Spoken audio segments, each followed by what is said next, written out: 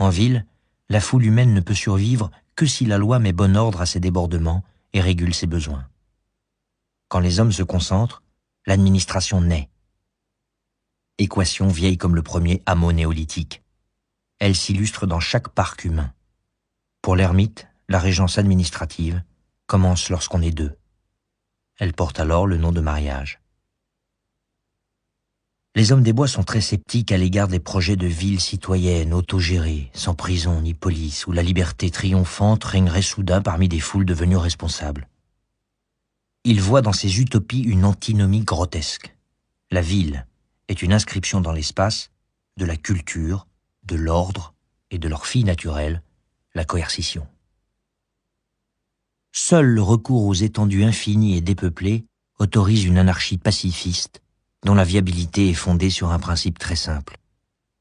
Contrairement à ce qui advient en ville, le danger de la vie dans les bois provient de la nature et non de l'homme.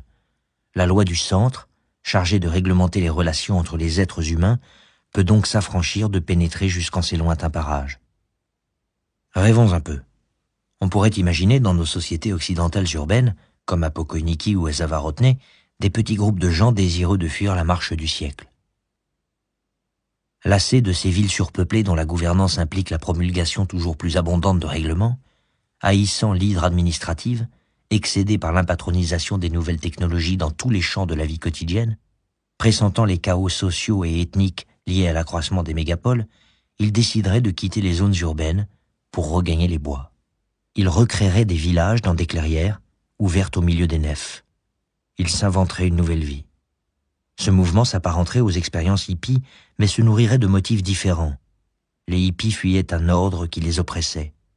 Les néo-forestiers fuiront un désordre qui les démoralise. Les bois, eux, sont prêts à accueillir les hommes. Ils ont l'habitude des éternels retours. Pour parvenir au sentiment de liberté intérieure, il faut de l'espace à profusion et de la solitude. Il faut ajouter la maîtrise du temps, le silence total, l'âpreté de la vie et le côtoiement de la splendeur géographique. L'équation de ces conquêtes mène en cabane.